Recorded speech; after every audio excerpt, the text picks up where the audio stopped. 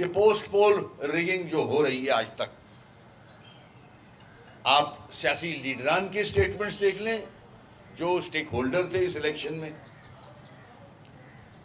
वो क्या कह रहे हैं धांधली के हवाले से, बैलेट बॉक्सेस के हवाले से, बैलेट पेपर्स के हवाले से, और बैलेट पेपर्स पे खुलेआम स्टैंप लगा के वोट कास्ट करवाने के हवाले से। तो इलेक्शन कमीशन, बड़े अदब से कहूंगा इलेक्शन कमीशन से, कि बहुत बड़ा सवालिया निशान आपके इस इंस्टीट्यूशन पे आ चुका है as far as Karachi and Hyderabad local government election is concern. ये आपको सीरियस नोट पे देखना होगा।